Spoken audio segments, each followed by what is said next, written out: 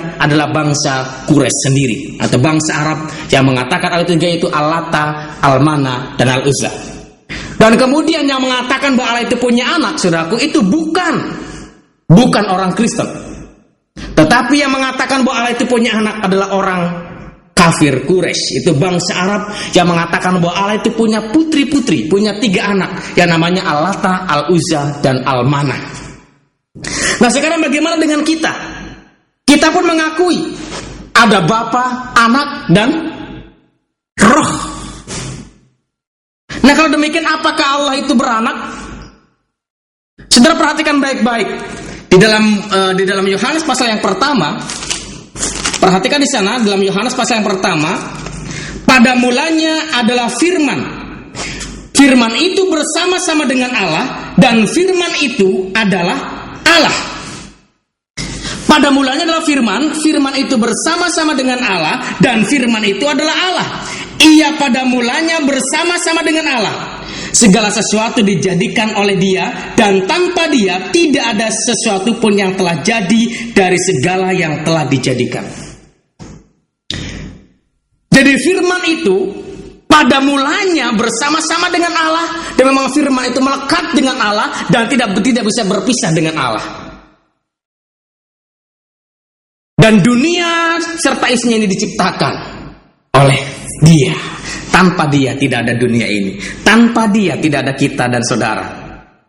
Tanpa Dia tidak ada sesuatu di dunia ini. Tidak ada makhluk-makhluk lain.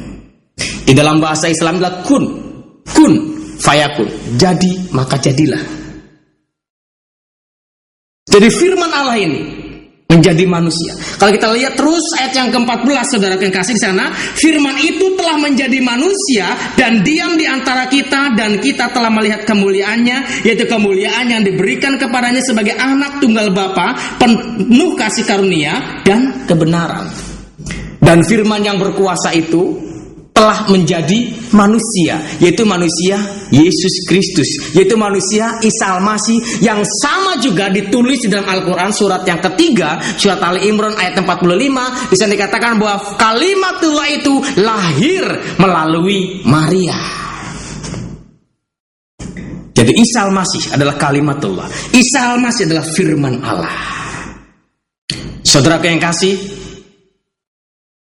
di dalam 1 Yohanes pasal yang ke-4, sana dikatakan, barang siapa yang mempunyai anak, ia memiliki hidup. Barang siapa yang tidak memiliki anak, dia tidak memiliki hidup. Oleh karena saudara yang kasih, di dalam Yohanes pasal yang pertama ayat yang ke-12, di sana dikatakan, barang siapa yang menerima Dia akan diberi kuasa menjadi anak-anak Allah. Mengapa Yesus sebut anak Allah? Karena Dia adalah keluar dari Allah. Firman yang tunggal yang penuh kuasa itu lahir keluar dari Allah, sehingga Dia disebut sebagai anak Allah.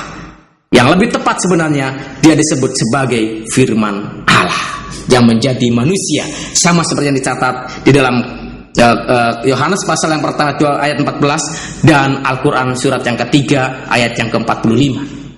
Dia firman Allah yang menjadi manusia. Maukah engkau memiliki hidup? Kalau engkau mau memiliki hidup, tinggalkan berhala-berhala, dewa-dewa yang sedang kau imani sekarang. Saya tidak peduli saudara punya pergumulan apa di dalam saudara mencari kebenaran ini. Tapi yang jelas firman Tuhan sudah jelas mengatakan bahwa Yesus Kristus dialah nama yang telah diberikan oleh Bapa, oleh Allah. Nama yang diberikan kuasa oleh Bapa, sehingga dengan nama itu kita bisa mengusir setan. Dengan nama itu kita bisa membangkitkan orang yang mati. Dengan nama itu kita bisa mencelikkan mata yang buta. Dengan nama itu kita bisa membuat lonjak-lonjak orang yang timpang. Dengan nama itu kita dapat masuk surga.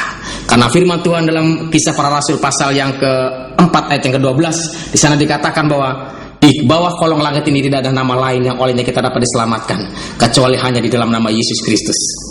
Oleh karena saudara yang kasih, saya tidak mau peduli saudara mau beragama apa, karena agama apapun tidak bisa menyelamatkan saudara. Yang bisa menyelamatkan saudara dari dosa-dosa saudara, sehingga saudara bisa menghasilkan satu keselamatan yang pasti, hanya Yesus Kristus.